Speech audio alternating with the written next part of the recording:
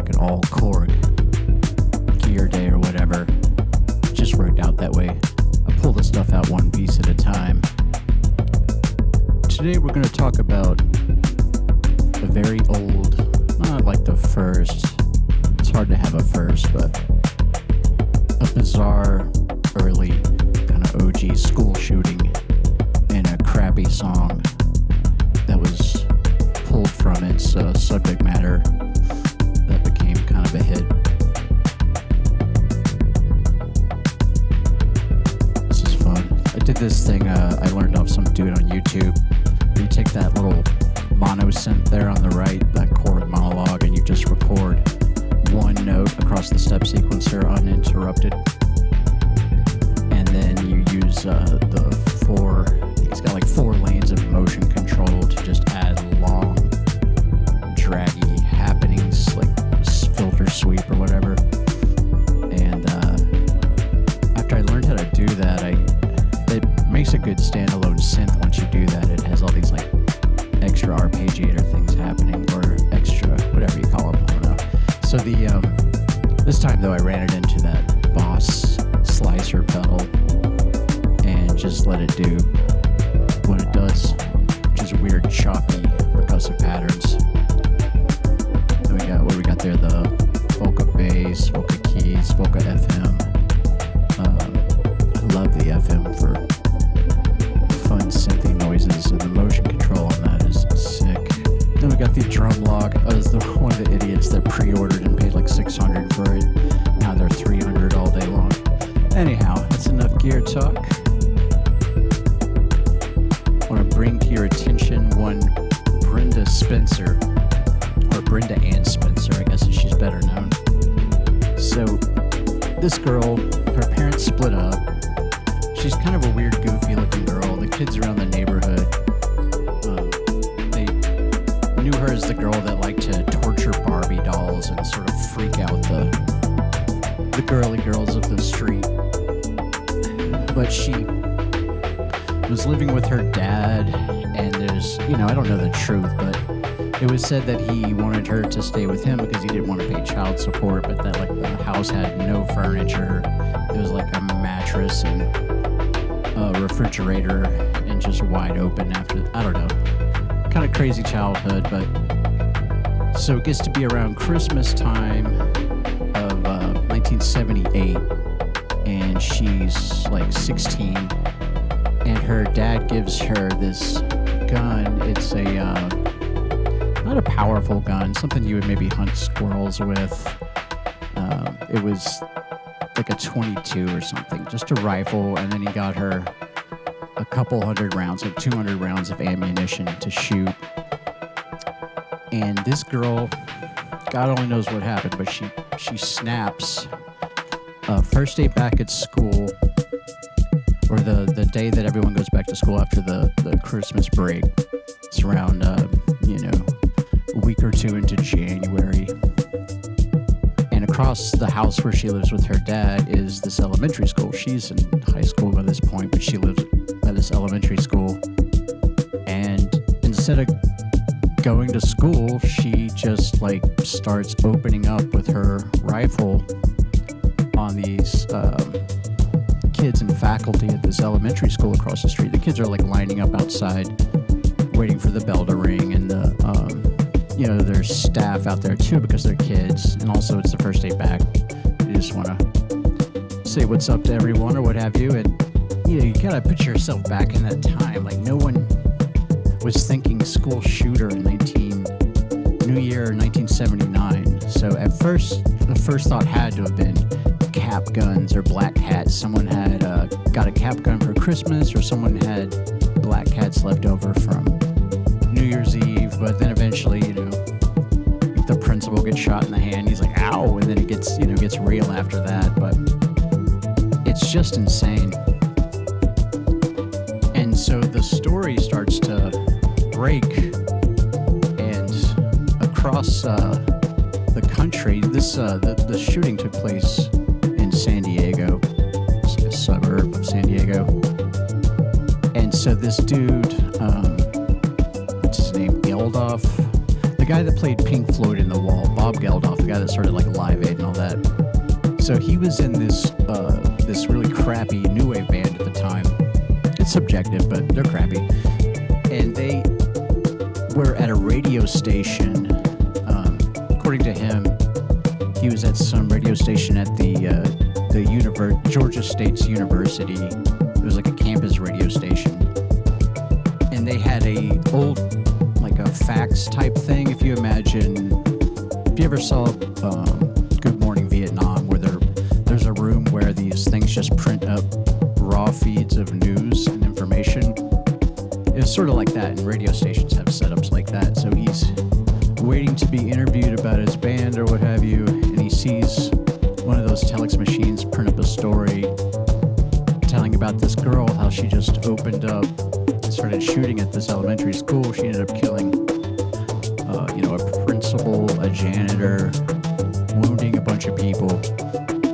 And at some point, I guess, the cops were able to figure out which house it was coming from, and they called the landline inside the house and talked to her,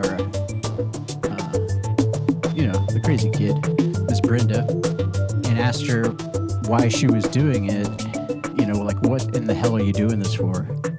She's just a kid herself, she's got her whole life ahead of her, her whole stupid life ahead of her. And she says, I don't like Mondays. This livens up the day a bit. Something really dry, but it just horrified the police that were talking to her. Like, this kid would just be like, yeah, I just don't like Mondays. This would spruce up the day, make it more fun. And then in the immediate interrogation, there was other ridiculous things, like blue is her favorite color, so she just shot at anyone wearing blue, which to me is counterintuitive. You should not shoot the people wearing your favorite color, but whatever. I'm not in that psycho game. I don't know how she operates. But anyhow, back to this crappy band. So Pink from the Wall, he sees that and he has an idea, and he writes this song. It was a much bigger hit across Europe. It was a huge hit on a #1 on multiple continents. I don't know if it hit #1 in the States, but it was on top 40 radio, the song. Tell me why I don't like Mondays. He also performed it with his band at Live Aid. And the lyrics are like, the silicone chip inside her head gets set to overload. It's so stupid. And kind of catchy, and that's what makes it dangerous. But anyway, the local stations in San Diego,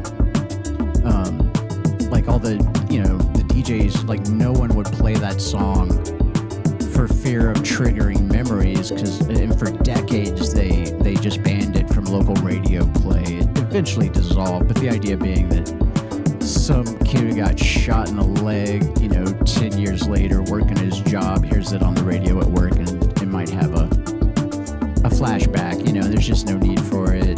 The song is so explicit, and everybody would know exactly what the story was the minute they heard the chorus. So, but fascinating stuff. And I thought about this a lot. I actually had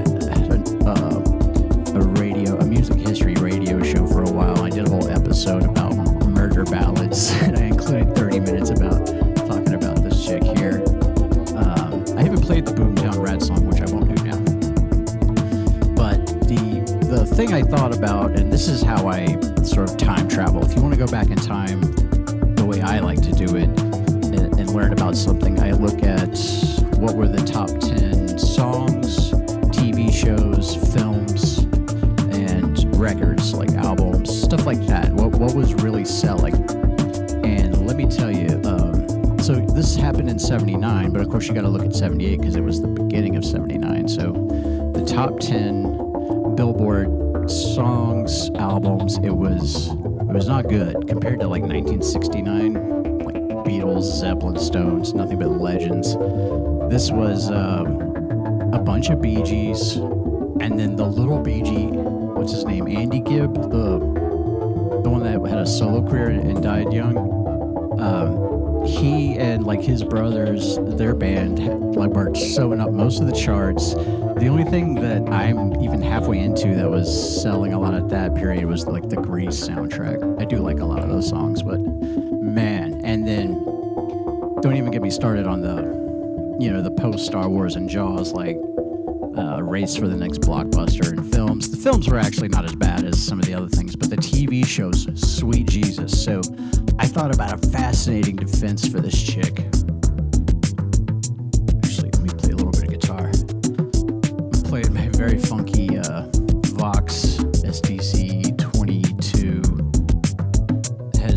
This looks like a shrunk down SG, like double cup, and it's got these mini humbuckers with a split switch, but it doesn't behave like a split switch normally does, so I'm running it through a tone bender clone, the JHS bender, and then into the Catalinbread bicycle delay, which I normally just use for synthesizer stuff, but today I'm going to use it for guitar. And then I got some new plugins that were on sale, so I got the plug-in version of that UA Dream, like Fender amp thing. So I'm not using my pedal board or my cab simulator pedal. I'm gonna use just like 2 pedals in this Dream thing. But yeah, when you flip it to full humbucker mode, let's say on the neck pickup, it does this wiry. Give myself some more volume here.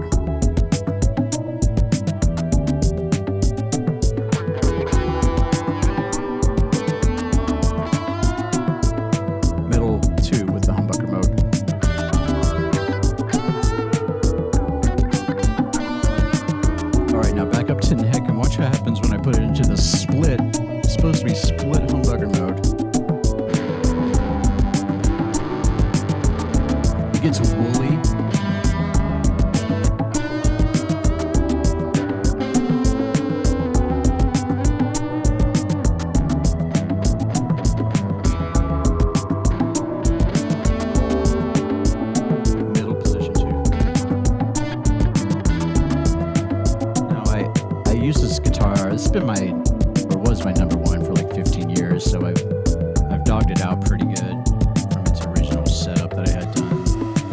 And the full humbucker mode doesn't work on the bridge, but I can let you hear the split on the bridge pickup itself.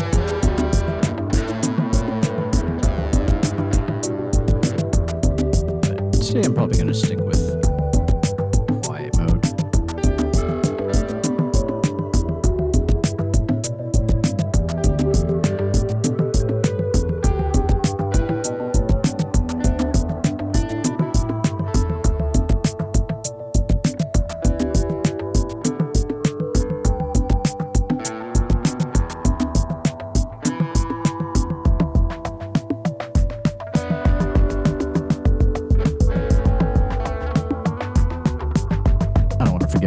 Say though, so getting back to the interesting legal defense at the end or during Christmas holiday break in 1978, right before this massacre, there aired this Star Wars Christmas special. And if you haven't had the pleasure, like if you did, most people that spend time in like a college town, like I live in Austin, the local indie video store would always have a bootleg copy of it. So if you dwelled in, areas like Austin or Tucson or whatever, you probably have seen it or at least looked at the box. I don't know. In the modern age of YouTube, I hope more people have suffered through it, but it's so bad. It's a Star Wars Christmas special, and Star Wars was so hyped that they just had to have a special on Christmas, and it was like a Wookiee Christmas morning, and you see all the baby Wookiees, and they live in like a tree, like the Keebler elves. And there's Mrs. Wookiee, and they've got stockings, and it's just so bad. I can't even get into all of it. It was horrible, and for any kid that loved Star Wars, I'm sure it was, unless the kid is really dim or just, a big spaz with no taste, I would think most kids were heartbroken to see their favorite characters do stupid Christmas songs and just, so awful. And like, all the male actors had grown out their Dutch boy Star Wars haircuts. So they looked all disheveled. Man, it was so bad, but I thought it would be a fascinating legal defense. Not guilty by reason of insanity, brought about by the Star Wars Christmas special. I think it would have made for fantastic courtroom drama. I don't know if this was an era where they did a lot of live news coverage of courtroom happenings, but it would just be fantastic. And it would, it'd be one of those things that you could make it into something, like you could make it into a musical. I don't know. I don't mean to make light. It's a tragedy, but it's, after so many of these awful school unalivings, I don't know. I'm probably going to put this on YouTube. I don't want to use the wrong words, but like after all those shootings and all those nightmares, this one seems pretty tame. She had a low impact weapon. Thankfully, most people who were hit were only injured. It hurts a lot, and you're going to be in the hospital, and you may even lose range of movement in a wrist or a knee or something, but not like these high-powered rifles where if you get a direct hit, it's, you're dead or seriously wounded. So there is that, but anyhow, just a fascinating story. All right, I'm going to play some guitar now.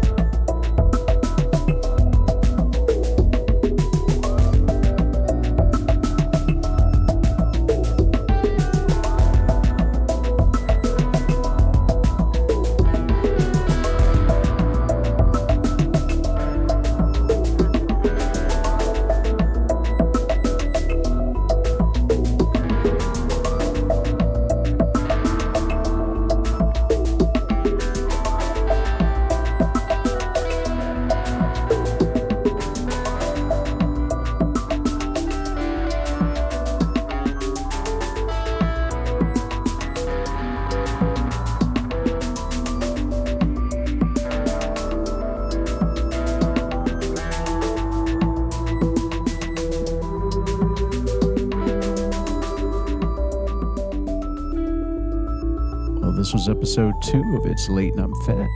If you stuck around till the end, that's weird. For this day and age, that's weird. Give yourself a pat on the back. With your ample free time. Your ample fucking free time.